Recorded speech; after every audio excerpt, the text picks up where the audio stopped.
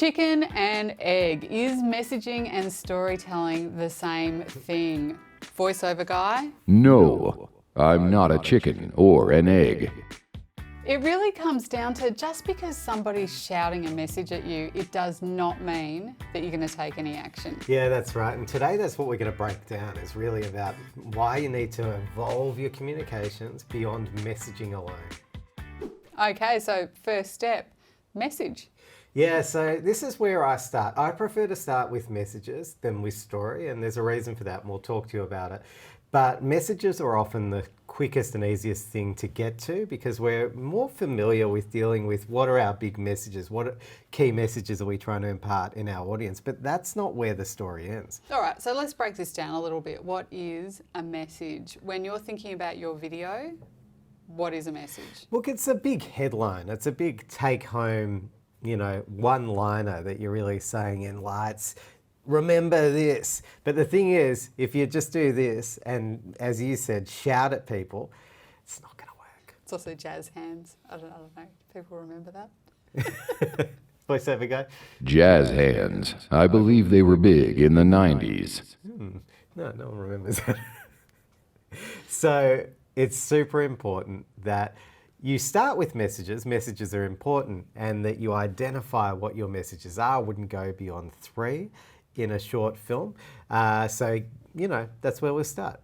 Write down your 3 key messages. So once you've nailed down your key messages and you've done that work, you can really start to dig into story. And this is where you really want to think about what makes a good story, beginning, middle and end, but there's definitely more to it. Yeah, and I think this is where all of that movie stuff actually really comes in handy. You might want to think about your genre, actually what type of story you're telling, because often when people start thinking about, I need to put this into a genre category, it can really help with the way that you tell your story.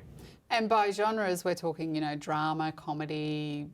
What else are we talking about? I mean, it sounds strange, but even for a video that you're making for your, purpose, often, just thinking about those things. Is it going to be funny? Is it going to be deeply heartfelt and personal? Is it going to be full of action? Those things just sort of help you start the storytelling process. Absolutely. You can even break it down more into, is it informational? Is it completely for entertainment's sake? Is it, all these different elements. So really thinking about, what is that genre? What is that type of story that you're going to try and communicate? Yeah, and the next thing's about characters. Who's your hero? Who's your main messenger? Who's your supporting characters? Who are your experts and come in, etc. So now we're starting to add those common storytelling layers that will really help you take your messages and move them into a really engaging story. And that brings us to our third point, because then you've got to marry the two. You've got to bring your message and your story and you've got to put them together. Yeah, actually, you kind of have to hide your messages within the story. They're going to be a little bit camouflaged in there. They're not going to be screaming at your audience anymore, but they're going to organically come out through the storytelling, and we're going to give them those moments in the storytelling to really let them make the biggest impact possible. And it will no longer feel like we're screaming our messages at the audience, but they're finding those messages for themselves. And that is going to leave a much more lasting impression and create better engagement over the long term. You could make a much bigger impact with a chicken and an egg than with an egg alone. He makes a very good point.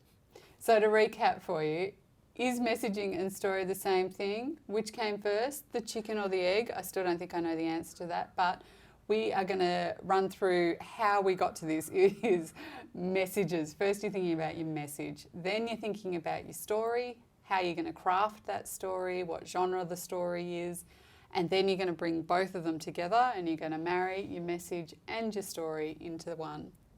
So I guess you did answer that actually, which comes first, messaging or storytelling. Messaging actually comes first. Yeah, you'd have to take it back to the ancients when humans started telling one another stories, I reckon, you'd have to ask yourself about the motivation.